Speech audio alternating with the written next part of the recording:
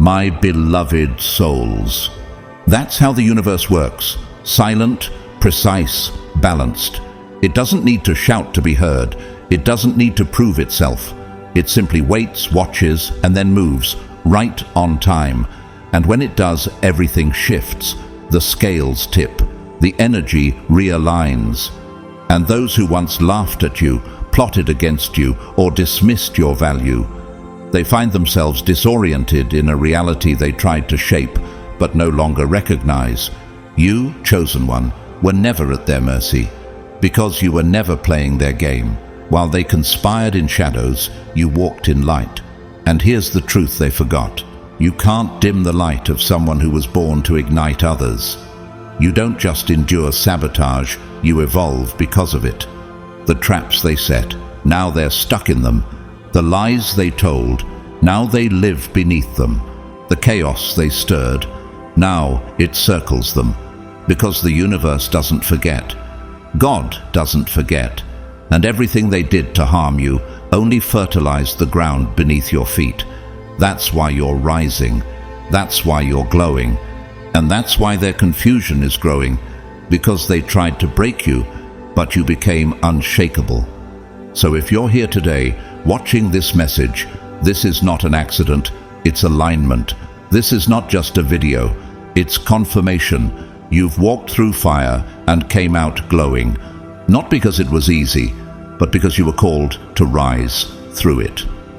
Before we dive deeper into the spiritual shift you're experiencing, let me take a moment to say from the bottom of my heart, thank you to every soul who has supported this message through super thanks. Your generosity keeps this sacred space alive. Your energy, your intention, your belief, it fuels not just this channel, but the entire movement of chosen ones rising. And even if you've never donated, please hear this clearly. You are deeply appreciated. Just by being here, by watching, by allowing this message to resonate with your spirit, you are part of something divine. Now, if something inside you already feels the shift, if your spirit is tingling, your intuition is lighting up, and you know deep down this message was meant for you, take a moment right now to drop 999 in the comments. That number isn't just symbolic, it's energetic. It's your signal to the universe. I am ready for the next level. Because yes, your rise is already happening. Yes, your glow up is already in motion. And yes, your enemies can already feel it, even if they don't understand it. Your presence now speaks in frequencies louder than their words. Your silence echoes in places their noise will never reach.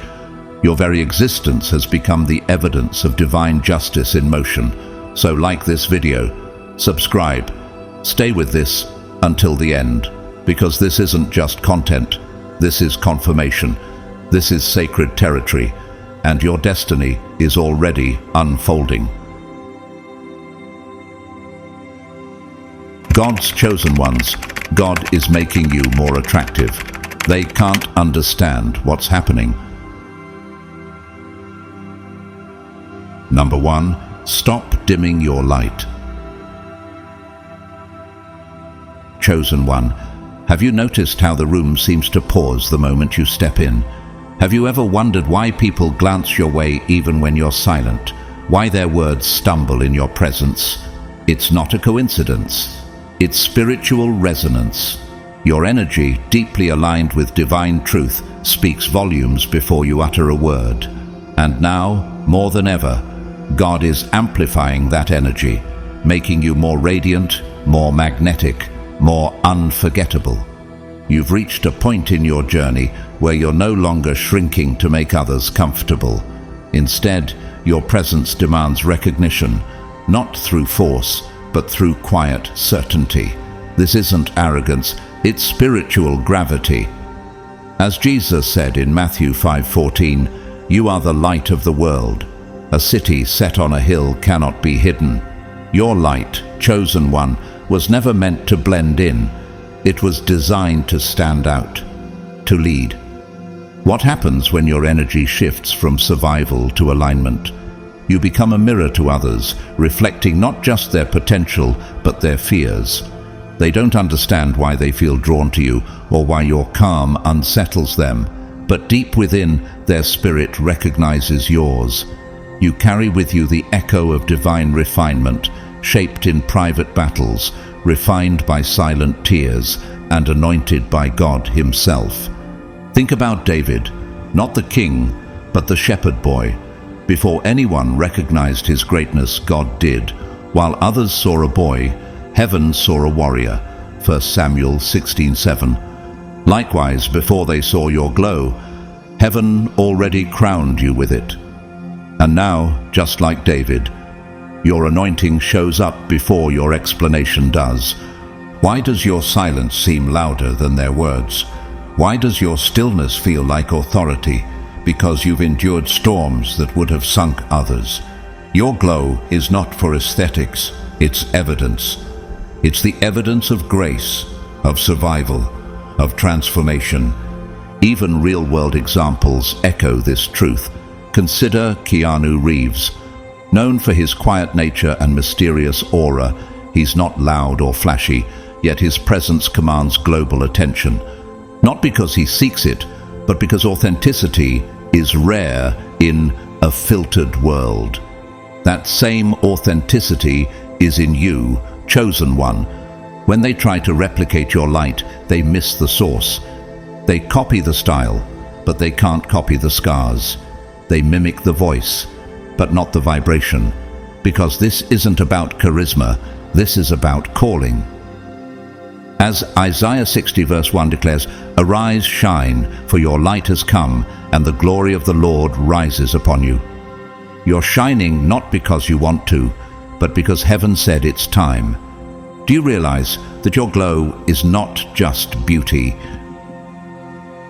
It's prophecy fulfilled. That every scar you carry is now a flame in your aura. That's why even those who mocked you before are now quiet in your presence. You don't need to confront them. Your energy already does. Consider Frida Kahlo. Her physical pain was immense, yet her self-expression became legendary. She painted from her wounds, and in doing so, she became iconic. Your aura is doing the same. The suffering they didn't see has become the beauty they can't explain. As you rise, chosen one, some will stare, others will gossip, but few will understand. And that's okay. This journey was never about validation. It's about revelation. You were never here to prove, only to embody. Ask yourself, why are they suddenly uncomfortable around your peace? Why do they act differently, even when you say nothing? It's because you are no longer a personality, you are a presence. Remember Joseph in Genesis 39. Even as a prisoner, he carried favor. Potiphar's house prospered because of him. That's the kind of energy you bring. Rooms shift, people feel safer or more exposed, but nothing stays the same. And that's the truth. The chosen shift atmospheres, not by trying, but by being. You are no longer someone who needs attention. You are someone who cannot be ignored, not because of vanity, but because of divine visibility. Think of Lisa Bonet. She lives quietly, yet carries a timeless presence. People can't stop talking about her because energy like hers, like yours, stays long after the moment ends. And yes, they'll say you've changed. But what they really mean is, you're no longer hiding. Your evolution unsettles them because it exposes where they've stayed stuck. That's why you can't dim your light, chosen one. Not now. Not ever. Your light is a lifeline to others still walking in shadows.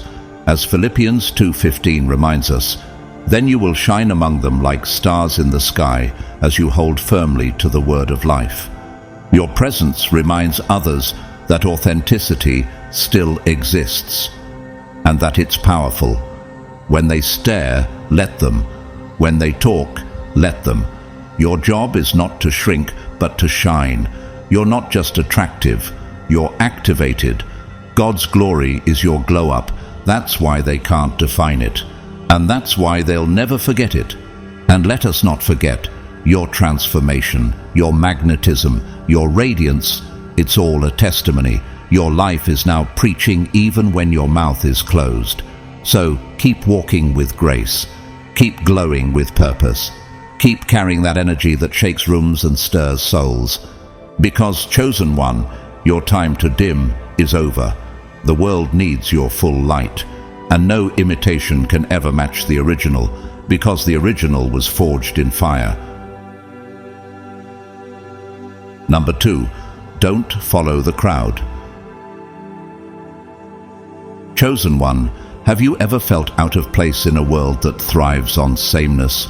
Have you ever wondered why your authenticity draws attention even when you're not trying to be noticed? In a time where imitation is the norm, being real is revolutionary. And that's exactly what you are. While others wear layers of filters and masks to fit in, you're doing something radical. You're showing up unfiltered, and that makes people uncomfortable. Not because you're doing anything wrong, but because your truth exposes their pretense. Your mere existence challenges the performance. Jesus said in John 8:32, "Then you will know the truth, and the truth will set you free." That's what your authenticity does. It sets you free, and it quietly dares others to do the same. You're not here to blend in. You were sent to stand out, not through rebellion, but through alignment. Consider the prophet Elijah, who stood alone on Mount Carmel against 450 prophets of Baal. 1 Kings 18.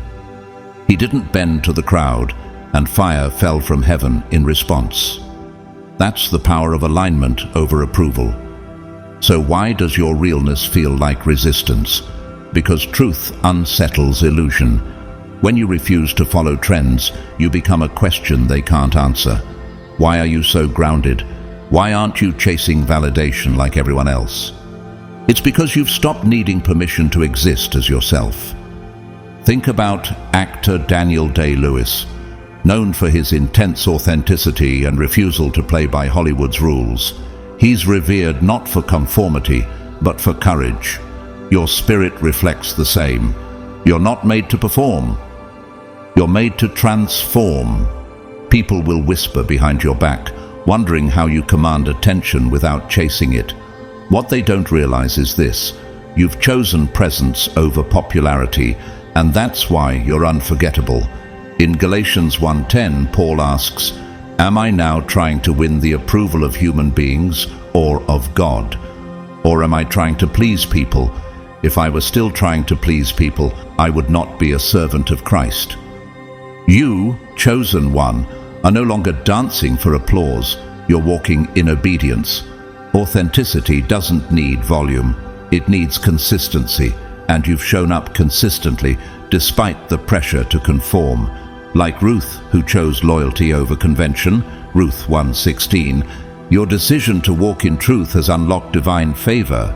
Now ask yourself, what if your refusal to follow the crowd is the very thing God is using to lead others to Him? What if your quiet defiance is a spiritual invitation to deeper freedom? Take Beth Gibbons, lead singer of Portishead. She lives almost completely outside of the spotlight, but her voice and spirit remain unforgettable. Like you, she's magnetic because she's real. Not chasing fame, just following the truth. And yes, people might say you're difficult to understand, but what they really mean is you're not predictable, you're not programmable, you're walking in divine uniqueness. Remember the story of Daniel. In a culture of compromise, he remained faithful, and it was his refusal to conform, his quiet insistence on truth, that brought him favor with kings and deliverance from lions. Daniel 6. Your authenticity is your anointing, chosen one. This world thrives on sameness, but heaven celebrates distinction. So let them chase likes, let them perform for applause.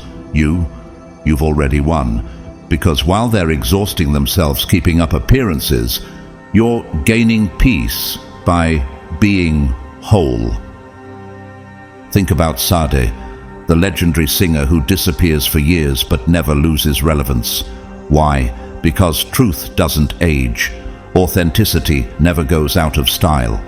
Just like your energy. In a time when everyone is busy being seen, you're making an impact simply by being real. You're not loud, but you're felt. And that kind of energy can't be imitated. So when they say you've changed, smile. Because you have. You've evolved beyond needing external validation. You've found your voice, and it's the echo of truth. As Romans 12:2 commands, do not conform to the pattern of this world, but be transformed by the renewing of your mind. That's exactly what you've done. You've stopped performing and started transforming. Chosen one, let your difference remain your distinction. Your refusal to follow the crowd isn't isolation. It's divine insulation. It's protection from dilution. It's preservation of purpose. You're not just attractive, you're anchored. And that's the kind of magnetism that moves mountains. Number 3. Read the room before it breaks you. Chosen one, have you ever felt something shift in the atmosphere before anyone even said a word? Have you ever walked into a room and immediately sensed tension, hidden pain, or silent resentment without a single glance exchanged? Have you ever questioned yourself, wondering why you always feel everything so deeply, only to realize this isn't a flaw, it's a calling? That eerie knowing you carry. That's not just empathy, that's spiritual intelligence. It's not some random quirk of personality. It's evidence of divine design. God has equipped you with a radar most people don't even know exists. You're not reading lips, you're reading spirit. You sense what others hide. You hear what they don't say. And yes, it unsettles them, because being around someone who sees past the mask is terrifying to those who are still hiding.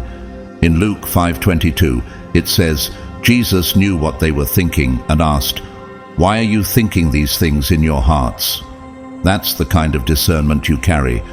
Like Jesus, you pick up on the undercurrents of a room. You're not reacting to what's presented, you're responding to what's real. How do you explain that to people who only understand what's obvious? People feel exposed around you, and yet somehow they also feel safe. Isn't it strange how even strangers pour their souls out to you? Why do enemies lower their guard in your presence? Why do the people who once gossiped about you now hesitate to look you in the eye? Because, chosen one, you are a mirror, and not everyone is ready to see their reflection. The prophet Samuel experienced this same spiritual sharpness. When God instructed him to anoint a king, Samuel initially looked at appearances, but God corrected him. The Lord does not look at the things people look at. The Lord looks at the heart. 1 Samuel 16:7. Eventually, he recognized a hidden king in David, someone others dismissed. You too have this divine ability to see what is hidden beneath the surface. This is why people both admire and fear you. You don't guess emotions, you discern them.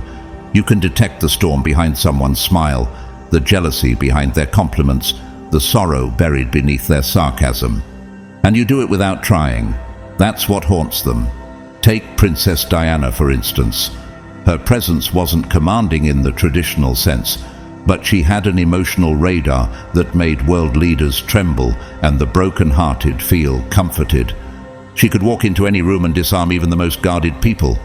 That's what your energy does. It disarms, it penetrates, it exposes, but gently. They can't explain why they feel seen in your presence. Why do they suddenly admit secrets they swore they'd never share? Why do they say, "I don't know why I'm telling you this"? Because your spirit doesn't judge. It understands. That kind of understanding can be more powerful than confrontation. Even your silence speaks. Have you noticed that people shift uncomfortably when you don't say a word? That's because they feel you reading them. You're not trying to manipulate or control. Your energy just unveils truth.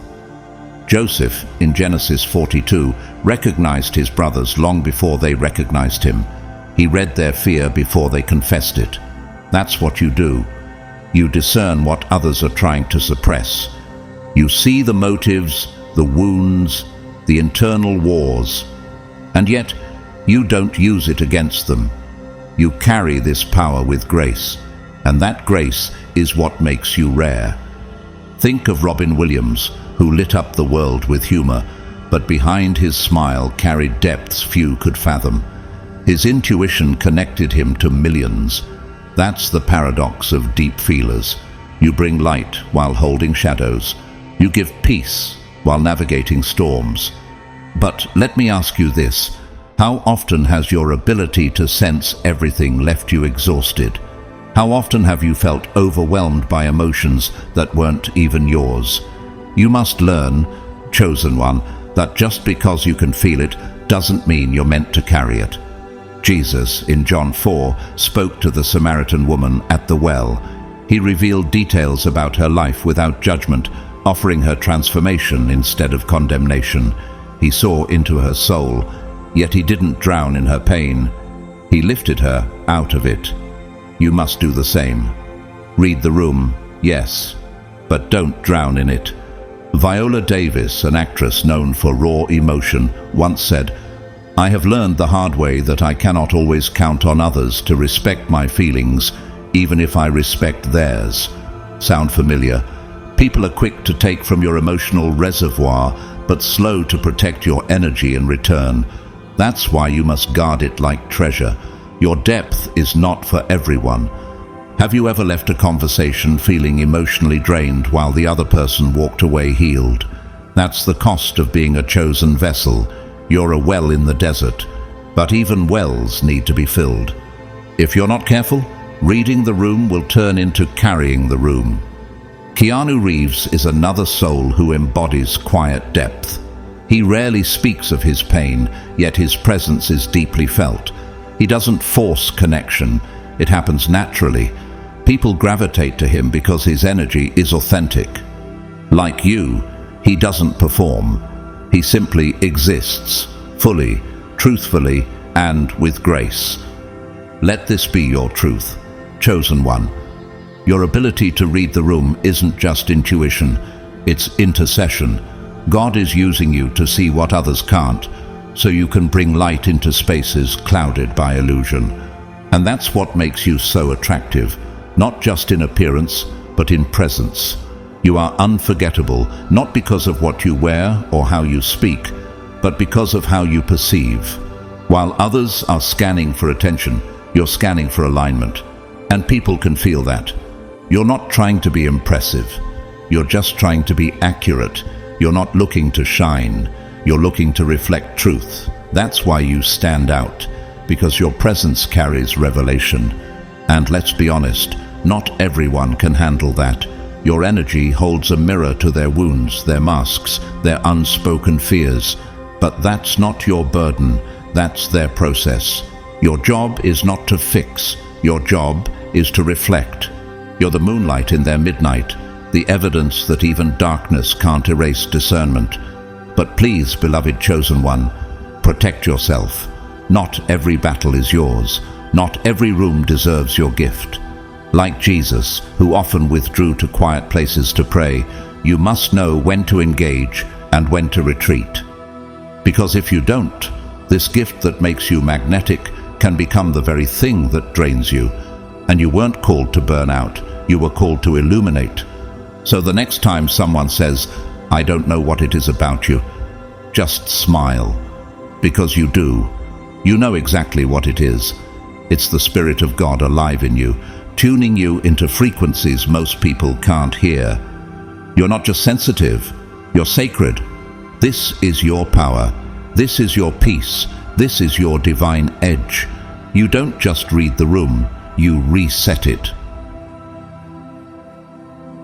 Number 4, stop explaining yourself. Chosen one, have you ever noticed how people begin to hesitate before approaching you now? How conversations grow more careful, even respectful in your presence? They may not say it out loud, but they feel it.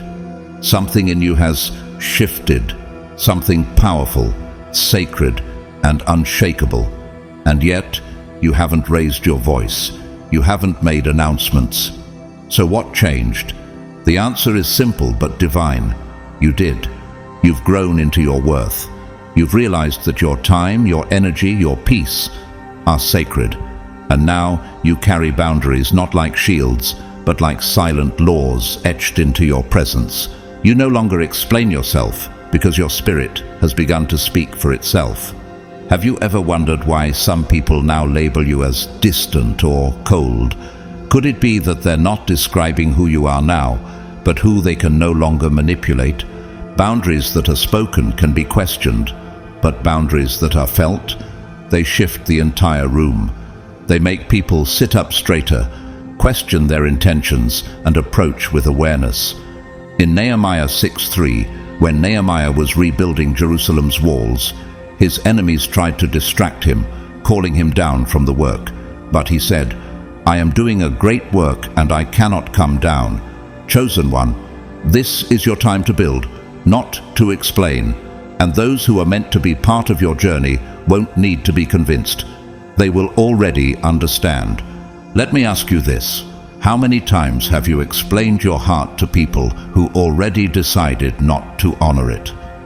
How many times have you defended your calling to those who were never capable of perceiving it? Think about Lisa Bonet, an actress who carries presence like water, fluid, calm, but impossible to overlook. Her energy doesn't ask for validation. It simply exists confidently, gracefully. That's you now. You've become a presence, not just a person. And that, chosen one, cannot be debated, only discerned. The Bible speaks again in Proverbs 17:27-28. The one who has knowledge uses words with restraint, and whoever has understanding is even-tempered. Even fools are thought wise if they keep silent. Silence, when rooted in truth, becomes power, and you've mastered it. Jesus, in Matthew 27:12-14, stood silent before his accusers. Pilate marveled that he gave no answer, even under pressure. Why? Because silence from a place of inner authority disarms even the boldest critic. You don't need to explain what God is doing in you. It's already being felt. Now reflect on the filmmaker Ava DuVernay, a woman who didn't beg for Hollywood's permission. She created her own lane, directed her own stories, and let her work be her explanation. She speaks volumes with her choices, not her defenses, just like you. And the shift you've made, it's terrifying to those who once depended on your accessibility. Your old self, the one who over-explained, overshared, over-apologized, is gone. What remains is refined and rare. The prophet Jeremiah, in Jeremiah 1:18-19, was told by God, "I have made you a fortified city, an iron pillar and a bronze wall to stand against the whole land. They will fight against you but will not overcome you, for I am with you and will rescue you." Chosen one, your boundaries are not walls to isolate. They are fortresses to protect your assignment. Have you noticed that the louder others get, the quieter you've become? That's not avoidance. That's elevation. You've outgrown the need to be understood by those still playing games in places you've left behind. Naomi Osaka, a young tennis champion, shook the world by stepping away from competition for her mental health. She didn't scream her truth. She walked in it. And in doing so, she gave others permission to honor their own needs. That's what you do now. Your boundaries liberate others. Every time you choose not to explain yourself, you're making space for peace to lead. And when peace leads, only the aligned can follow. So let them wonder. Let them misunderstand. Your spirit no longer opens the door for confusion. It guards it with grace. And as Psalm 112:6-7 promises, "Surely the righteous will never be shaken. They will have no fear of bad news. Their hearts are steadfast, trusting in the Lord." Chosen one, your silence isn't empty. It's filled with presence. Your stillness isn't weakness. It's alignment. And your boundaries, they're not rejection, they're elevation. Number 5, don't fake the glow. Chosen one, have people been telling you lately, you look different, even though you haven't changed anything outwardly? They stare longer, they grow quiet in your presence. They hesitate, not in fear, but in awe. Why? Because the glow they're seeing isn't coming from your skin, it's coming from your soul.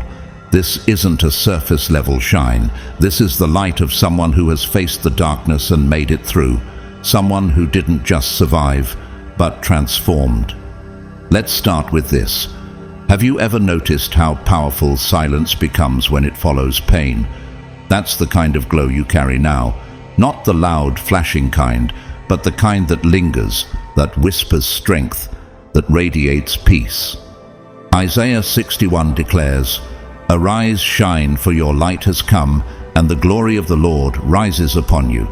That's not metaphor, it's manifestation. You've aligned with God's light, and now you're reflecting it in ways that can't be contained or ignored. You didn't fake the glow, you forged it. Take Frida Kahlo, whose self-portraits still haunt galleries around the world. Her face told a story of pain, passion, rebellion, and truth. She didn't change to be palatable, she made the world adjust to her radiance. Like her, you shine from within. Your glow carries testimony. In Genesis 41, Joseph was pulled from prison into a palace. He didn't need new robes to glow. Pharaoh saw the Spirit of God in him, and the same is true for you. You've been refined in silence, and now your energy walks into the room before you do. Have you heard of Tyler Perry's transformation from being homeless and abused to becoming a media mogul? Not through vengeance, but through vision. His glow isn't staged, it's spiritual, and that's why it commands rooms. Just like yours. Your eyes hold storms and serenity. Your posture whispers grace and grit. You're not walking like someone who's trying to impress. You're walking like someone who's already won. And that confuses people who measure worth by applause. The woman in Luke 7:36-50 didn't wear diamonds or designer perfume. She carried only brokenness and oil, and yet she glowed. Because when heaven validates you, no one can erase the glow of divine favor. Now people try to mimic you. They think your glow is aesthetic, but what they don't realize is, it's prophetic. You glow because you've aligned. You glow because you've surrendered. You glow because you are whole. Rihanna too went from pop star to billionaire mogul, not by following the trends, but by creating them. And when asked what makes her glow, she answered, peace of mind. That's your glow, chosen one. Peace, stillness, alignment. And it cannot be bought. And the best part, you're not even trying to be attractive, you're just being authentic. So when they stare, let them. When they whisper, let them. When they ask, what happened to you? Smile, because nothing happened to you. You became. You became the one who rose from ashes. You became the one who didn't retaliate, but realigned. You became the one who let go of needing to be seen, and in doing so became impossible to ignore. Chosen one, you didn't chase beauty, you chased God, and now beauty chases you. Number 6, heal without words. Chosen one, have you ever noticed how people seem lighter when they leave your presence? How they breathe deeper, speak softer, and even pause longer, like something within them shifted, even though you barely spoke. Have you ever wondered why strangers tell you their secrets within minutes, or why people say things like, I don't know why I'm telling you this? It's because your energy heals what their words can't reach. This isn't normal empathy. It's divine frequency. While others are busy rehearsing responses, you are tuning into what isn't being said. You feel beneath the mask. You hear through the silence. You don't fix with words. You mend with presence. Do you remember how Jesus healed the woman with the issue of blood in Mark 5:25-34? He didn't touch her, she touched him, and his energy, his divine nature, was so pure, so charged, that even without words, healing flowed. That's what your presence does. You don't have to speak, you just have to be there. But why does this unsettle so many? Because you reflect back their unspoken wounds. You become the mirror they didn't ask for but needed. You reflect not with judgment, but with stillness. And that stillness terrifies the performative and soothes the broken. Consider Anthony Hopkins, a man who speaks with deliberate calm, whose mere gaze in a film can move audiences to tears. Off-screen his words are few, but his emotional depth is seismic. That's the kind of presence you carry. A weight not of ego, but of emotional gravity. Chosen one, your ability to feel what others suppress makes you rare. It makes you dangerous in a world built on pretense. People are used to being ignored or misunderstood. You come along and see them without even trying. That kind of attention breaks walls. It bypasses defense mechanisms. It pulls the truth out of places people buried decades ago. Just like Samuel, the prophet who heard God's voice as a boy, 1 Samuel 3, you've been called not just to hear the world, but to discern the heavens within it. When others speak, you hear layers, you feel vibrations, you pick up what isn't being expressed. And in a noisy world, this makes you the calm they didn't know they were searching for. Have you heard of Greta Thunberg? A teenager whose presence disrupted world leaders, not with shouting but with stillness, with conviction, with quiet but undeniable clarity. Her words were few, but her impact vast. That's you, chosen one. You make people pause, not because you demand attention, but because your alignment commands it. Even in the Bible, we see this again in Elijah in 1 Kings 19. After great demonstrations of power, God didn't show up in the earthquake or fire, but in the still small voice. That voice is the energy you carry. You are the echo of divine peace in a world of chaos. And yes, your empathy haunts those who aren't used to being seen. It confronts those who rely on manipulation. Your presence exposes without accusation, convicts without condemnation. And that's why the fake retreat and the broken return. Mr. Rogers' beloved TV personality changed generations with one quiet message. I like you just the way you are. He didn't scream, he didn't correct. He connected, his energy healed, and in that same way, you make people feel human again. But let me ask you this. How often have you absorbed pain that wasn't yours? How often have you carried sadness like it was your duty? You must remember, your empathy is not your weakness, it is your edge. But even sacred empathy must be guarded. In Luke 10:30-37, the Good Samaritan didn't just feel compassion, he took action. He saw, paused, healed, and then moved forward. Like him, you're called to heal, but also to move forward, not dwell in the brokenness of others. Your stillness is your strategy. Your warmth is your boundary. Your empathy is your inheritance, and that's what makes you unforgettable. Not loud charm, but quiet light. They may not know what to call it, but they'll never forget how you made them feel safe when the world made them numb. Number 7, quit competing, create your own lane. Chosen one, have you ever looked around and realized you no longer feel the need to rush, to compare, to compete? Have you ever sensed that while everyone else is racing to be seen, you've become most magnetic by simply building? That's not laziness, that's legacy. While others chase recognition, you've locked into revelation. You're not trying to be better, you're trying to be true. And in that truth, you've tapped into your own lane. That's why they don't get you. Because what you're building wasn't meant to be understood by those stuck in comparison loops. The Bible says in Exodus 31:1-5 that God filled Bezalel with the Spirit of God, with wisdom, with understanding, with knowledge, and with all kinds of skills to build the tabernacle. Bezalel didn't compete.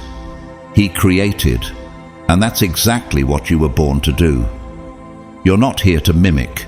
You're here to manifest. Think of Banksy, the anonymous street artist. While others beg for gallery space, he became the gallery. He created art in places no one expected, and the world chased him. That's your energy now. You move differently, think differently, and that uniqueness is your superpower. Have you noticed how your calm rattles people in chaos? Your detachment upsets those obsessed with status. It's because your soul is rooted in something deeper than applause. You don't perform, you produce. You don't compete, you cultivate. And that threatens every insecure ego around you. The story of Noah is proof. In Genesis 6, God told Noah to build an ark before there was even rain. While the world mocked, Noah built in silence. And when the storm came, legacy floated while laughter drowned. You're not preparing for now, you're preparing for what's next. Bill Watterson, the creator of Calvin and Hobbes, walked away from fame to preserve his creative integrity. He didn't compete with trends. He trusted his timeless voice. You too have chosen impact over popularity. And now, your name will outlast their performance. You're not in a race, you're in a rhythm. While they burn out chasing attention, you're cultivating longevity. You're building something deeper, richer, something heaven whispered directly to your soul. Even Paul in Galatians 2:6 said, God does not show favoritism. The only thing that matters is faith expressing itself through love. You're not trying to win favor, you're walking in it. And the more you stay in your lane, the more their noise fades. Consider Kaepernick. When others played to please the crowd, he chose conviction over career. He created a lane of courage, one the world couldn't ignore. That's the kind of bold peace you carry. A decision to move in purpose, not popularity. So let them chase trends, let them race each other in circles. You've already won, because you're building something they can't copy. Your vision is divine, your pace is sacred, your lane unreachable. You are not here to compete, you're here to create. And the glow that follows you, it's not cosmetic, it's cosmic. Number 8, don't be shallow. Let your depth shake the room. Chosen one, have you ever watched someone freeze mid-sentence when you look into their eyes?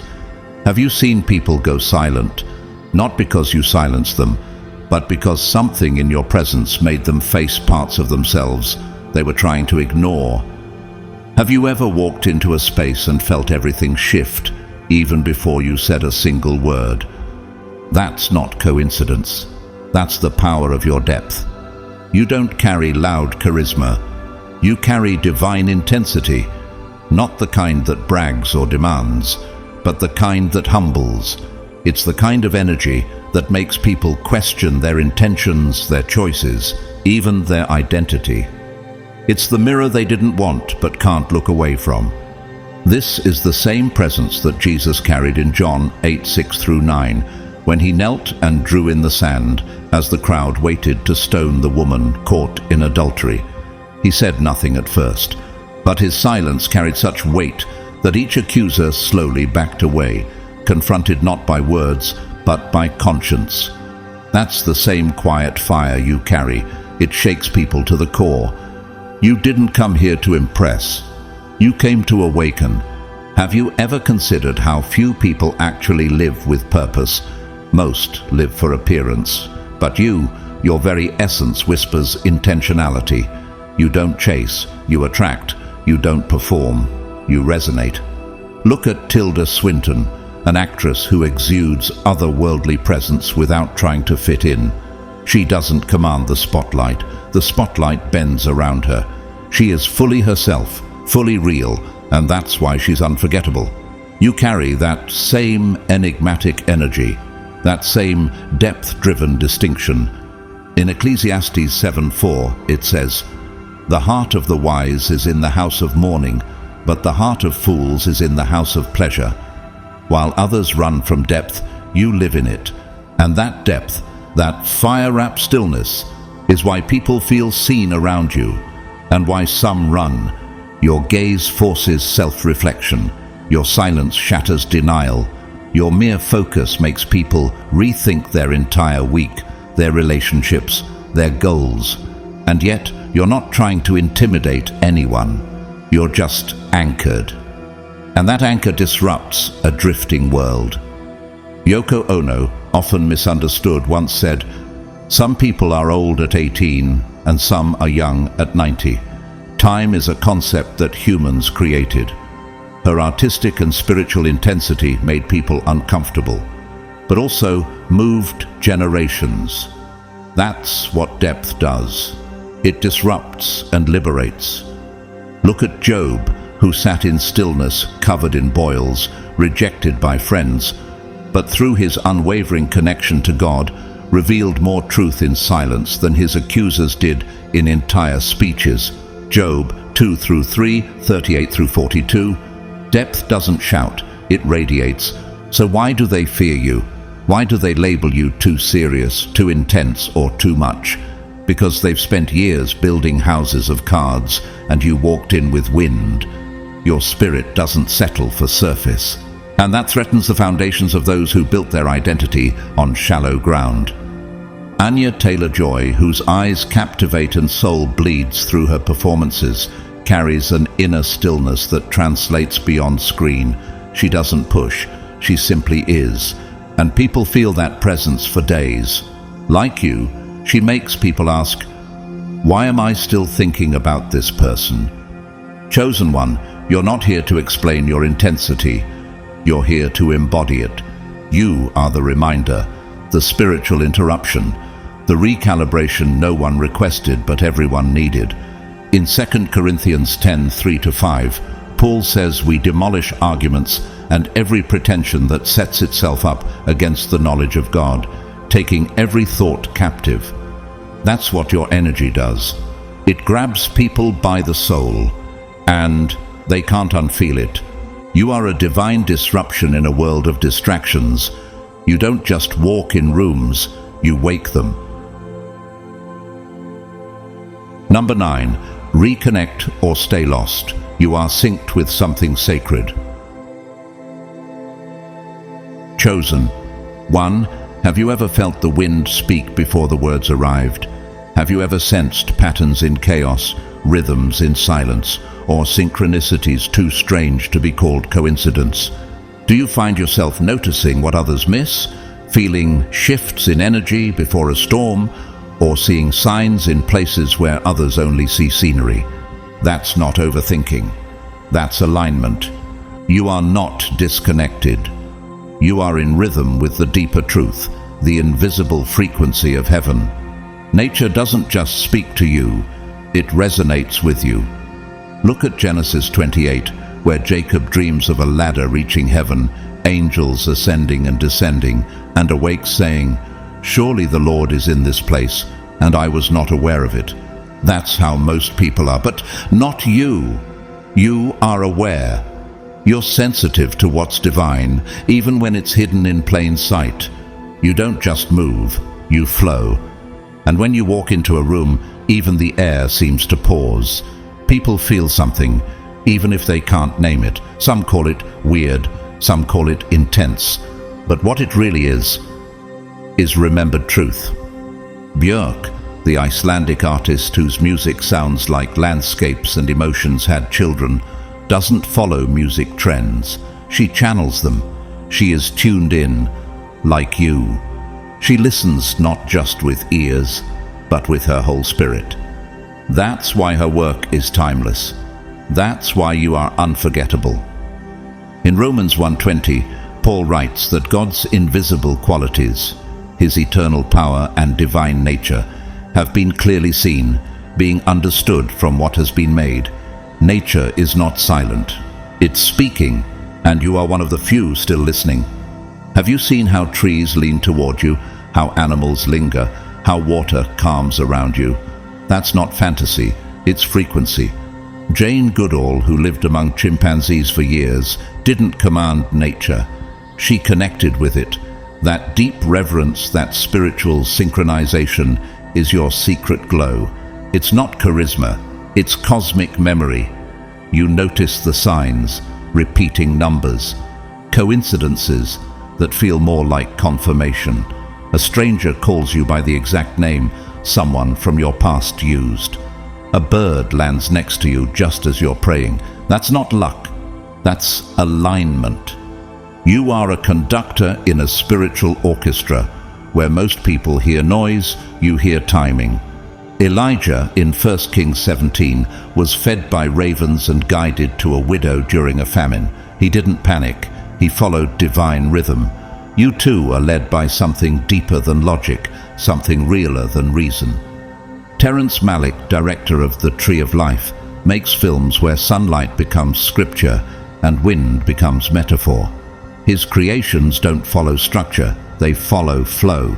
Like him, you are crafting a life that feels divine, even when it looks ordinary.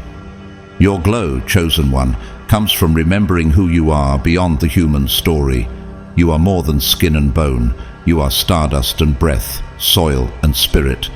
And while others chase digital highs and hollow goals, your soul is anchoring the unseen. So let them mock what they don't understand. Let them call you weird. Nature doesn't need applause to keep blooming, and neither do you. You didn't choose this connection. It chose you. And now, the wind listens when you speak. The stars bend closer when you dream. The silence welcomes you like an old friend. And wherever you go, people feel it. The pulse of something ancient moving with you. You don't just exist. You reverberate. Number 10. Don't break under pressure. Resilience is your crown. Chosen one, have you ever wondered why people look at you longer than they should, like they're searching for the cracks that should be there but aren't? Have you felt how some lean in close, not out of curiosity, but because they sense that something sacred is holding you together when you had every reason to fall apart? That's not luck, that's resilience. And it's not common, it's carved through fire. While others collapse under minor setbacks, you've carried storms like whispers. You've buried screams in your soul and still shown up with a calm face, a soft voice, and a spirit no blow could extinguish. You've walked through hell, not just once, but many times. And each time, instead of being consumed by the flames, you became fireproof. In Daniel 3:24-27, Shadrach, Meshach, and Abednego walked through the blazing furnace untouched. Not a hair was singed. Why? Because the presence of God stood with them in the fire. That's your story. You didn't survive because the fire stopped. You survived because you were accompanied. That's what people feel now. They feel the fire in you, not on you. Think about Serena Williams, who faced racism, criticism, and physical challenges, yet redefined what strength and grace look like on and off the court. She didn't brag about survival. She became the standard, like you. Quiet, grounded, unstoppable.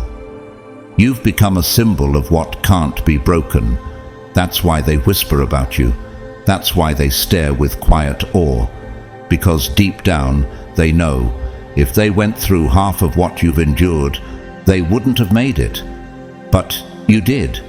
And you made it look effortless. But it wasn't. And that's the beauty of your resilience. Paul writes in 2 Corinthians 4:8-9, "We are hard-pressed on every side, but not crushed, perplexed, but not in despair, persecuted, but not abandoned, struck down, but not destroyed." That's you. You've taken hits in secret that would have flattened most in public, but you kept going. You didn't break. You built. Look at Bethany Hamilton, the surfer who lost her arm to a shark attack and returned to professional competition. She didn't let tragedy define her. She let it refine her. She glowed stronger after the storm. You too have let pain make you powerful. Your silence speaks louder than screams. Your stillness is a fortress. That's why even your enemies are confused. They expected bitterness, but you walk in peace. They expected collapse, but you stand like a mountain. In Psalm 34, verse 19, it says, "Many are the afflictions of the righteous, but the Lord delivers him out of them all." You've not only been delivered, you now deliver presence. That unshakable force people feel around you. That's not ego, that's grace earned. Consider Chadwick Boseman, who battled cancer in secret while giving the world performances of a lifetime. His quiet strength left a legacy so loud, the world stopped when he was gone. That's the kind of spirit you embody. Resilient, radiant, revered. Resilience isn't the absence of wounds. It's the transformation of those wounds into wisdom, peace, and power. You've stopped seeing pain as punishment. You've learned to see it as training ground. And now you wear scars like medals. Not for show, but for remembrance. People wonder, how can someone who's been through so much still walk like royalty? Because you understand what they don't. Resilience is royalty. Pain didn't break you. It built your crown. Number 11. Stop seeking revenge. Forgiveness is your weapon. Chosen one, have you ever stared at someone who tried to ruin you and felt nothing? Not rage, not revenge, just release. Have you ever watched the hands that betrayed you fall back in confusion because you didn't retaliate? That isn't weakness, that's power. And the kind that confuses your enemies the most is the kind that comes from forgiveness. They came to destroy your peace. They pushed buttons, spread lies, hoped for your fall. But you didn't react. You rose. And not through vengeance, but through freedom. In Romans 12:19, Paul reminds us, "Do not take revenge, my dear friends, but leave room for God's wrath. For it is written, 'It is mine to avenge, I will repay,' says the Lord." You understood something they didn't. Forgiveness doesn't excuse, it empowers. Forgiveness isn't forgetting. It's refusing to let their darkness delay your destiny. You let go, not because they earned peace, but because you did. Think of Immaculée Ilibagiza, who forgave the men who murdered her family during the Rwandan genocide. Her forgiveness wasn't denial, it was divine defiance. Like her, you took back your power by removing their grip on your heart. They wanted you broken, triggered, forever spinning in emotional warfare. But instead, you chose serenity, you chose silence, and that's what haunts them now. They no longer know how to hurt you, because you're not there anymore. You've ascended. Jesus on the cross said in Luke 23:34, "Father, forgive them, for they do not know what they are doing." It wasn't because the pain wasn't real. It was because the purpose was greater. You've come to understand this. Your story is too sacred to be shackled by revenge.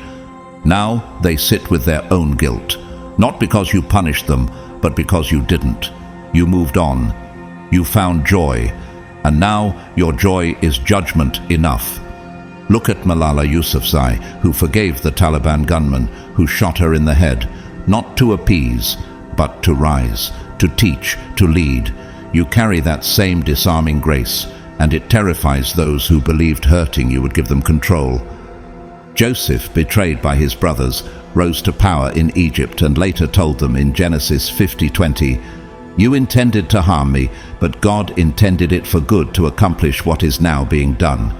You've turned betrayal into breakthrough, and they know it. Consider Nelson Mandela, who walked out of prison after 27 years and chose reconciliation over retaliation. That's the kind of spiritual weight you now carry. You're not fighting battles anymore. You're reshaping kingdoms. Forgiveness is not weakness. It's strategy. It's the ultimate declaration that you're unreachable by bitterness and unshakable by memory. So let them keep their guilt. Let them wrestle with regret. You've outgrown the war zone they're still trying to drag you back into. You've chosen healing, and healing looks good on you. That's why you glow. That's why they stare. Not because you won, but because you walked away without needing to prove it. Number 12. Choose purpose over popularity. That's how you win without begging. Chosen one, have you ever wondered why you seem so different, even when you're doing less, saying less, and chasing nothing? Have you ever felt like your quiet movement is making more noise in the spiritual realm than the loudest influencers online? That's because you're not here to entertain the world. You're here to transform it. You were never built for popularity. You were designed for purpose. The crowd runs toward the spotlight. You walk toward alignment. They chase applause. You chase truth. And that's exactly why they burn out while you rise. You are becoming unshakable, not because of who notices you, but because of what guides you. In 1 Samuel 16, while everyone admired the outer appearance of David's older brothers, God told Samuel, "People look at the outward appearance, but the Lord looks at the heart." And in that quiet moment of divine reversal, the overlooked became the anointed. That's you, chosen one. You don't need to be seen to be selected. You were chosen before the world even knew your name. Think about Joaquin Phoenix. He doesn't cater to press. He doesn't chase approval. He creates roles that speak to the soul. He's not playing the game, he's reshaping the screen. Like you, he moves in silence, yet commands a presence that lingers long after he's gone. Chosen one, your journey is sacred, and sacred things are never placed in public prematurely. While others broadcast every step for clout, your progress unfolds in divine privacy. And yes, that privacy makes you a mystery. But what people don't realize is that your silence is strategic. Let me ask you this. Why do you think people are drawn to you without knowing why? Why does your energy speak in rooms where your voice says nothing? It's because you move with something they don't understand. Conviction. You are not fueled by followers. You are fueled by fire. In Matthew 6:6, Jesus said, "But when you pray, go into your room, close the door, and pray to your Father who is unseen. Then your Father, who sees what is done in secret, will reward you." While others are chasing likes, you are being rewarded in silence. What they see as mystery is actually movement, divine orchestration working behind the veil. Look at Rick Rubin, the music producer who barely uses social media, rarely speaks in interviews, yet created sonic revolutions. He doesn't chase fame, he stays aligned. And because of that, the most iconic artists in the world are drawn to him. Your discipline and clarity create that same gravitational pull. Have you noticed how your consistency disturbs their chaos? Your stillness unsettles their striving. That's because your purpose doesn't need popularity. It creates legacy. You don't speak loudly, you live loudly. In peace, in conviction, in devotion. Esther in the Bible didn't promote herself. She was hidden for a season, unknown and underestimated. But when the time was right, God elevated her from obscurity to royalty. Not because she sought visibility, but because she was ready to deliver a nation. Esther 4:14. Your hiddenness is not a curse, it's a consecration. They watch you build and can't understand why you're not asking for help, not begging for likes, not trying to keep up, because they don't realize you're not running their race. You're walking the path God hand-designed for you. Cormac McCarthy, one of the greatest authors of our time, barely did interviews, never chased fame, never explained himself. Yet his words carved deep into literary history. That's you. You're not here for noise, you're here for depth. Chosen one, you don't glow because you're trying to. You glow because you've made peace with being guided. And that kind of glow, it haunts people who are still chasing claps. In John 12:43, Scripture says, "For they loved human praise more than praise from God." That's the trap most fall into, but not you. You've chosen the eternal over the instant, the narrow over the popular, the mission over the moment. And yes, they will misunderstand you. They'll whisper that you're too serious, too focused, or too intense. But secretly, they envy the stillness in your steps, because while they're faking boldness, you're embodying it. Look at D'Angelo, the soul artist who vanished from the spotlight only to return more powerful, more intentional, more aligned. He didn't dilute himself for relevance. He refined himself for legacy. And that's your rhythm. You're not moving with the culture, you're moving with the Creator. So let them race. Let them build platforms on sand. You're building something eternal, something heaven recognizes, even if earth doesn't yet applaud it. Your glow doesn't demand attention, it demands respect.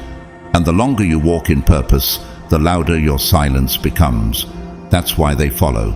That's why they can't stop watching, even if they never like or comment. Your presence doesn't need promotion. It provokes reflection. Chosen one, this is your confirmation. You are not behind. You are right on time, flowing with a current the world can't name. And when your results finally bloom in public, it will look like a miracle to those who never saw the roots you grew in private. Purpose will always outlast popularity. Keep walking, keep building, keep glowing from within. You don't need the crowd's validation. You are being crowned by heaven.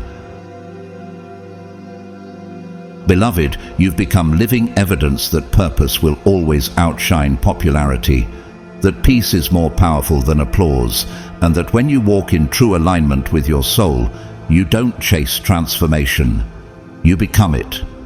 In a world obsessed with noise, you've chosen the sacred path of stillness. In a generation hooked on validation, you've decided to honor truth. And that choice, it's rewriting the atmosphere around you. You no longer need to explain the glow they can't understand, because it was never theirs to define. It was heaven's fingerprint, designed uniquely for you to carry, reflect, and walk in with boldness. And now, as clarity begins to rise and divine timing unfolds, never forget, you weren't sent here to fit in. You were sent here to shift things. So keep walking, chosen one, even when they question you, even when they watch silently, even when the road gets narrow, because the more you rise in purpose, the more those who once misunderstood you will begin to mirror you. They'll follow, not because you asked, but because alignment speaks louder than ambition ever could. And now, as this message reaches the close, I want to take a sacred moment to say, thank you. Thank you for staying until the end. Thank you for walking this path with strength and faith. Thank you for allowing this space to be part of your awakening. If you feel moved to support this mission and help keep these messages flowing, you can do so through Super Thanks. Your contribution, big or small, helps this sacred work reach more of the chosen. But even if you never donate a single cent, please know this from the depths of my heart. I'm already grateful for your presence, your time, your energy, your spirit here. It already means the world. And now, may your life be filled with clarity. May your path be paved with divine guidance, and may every step you take echo with the authority of someone who finally knows who they are. You are not behind. You are not broken. You are not forgotten. You are chosen. You are covered. You are rising. Until next time, beloved, stay focused, stay aligned, and stay radiant. We'll see you in the next message, but your journey has already begun.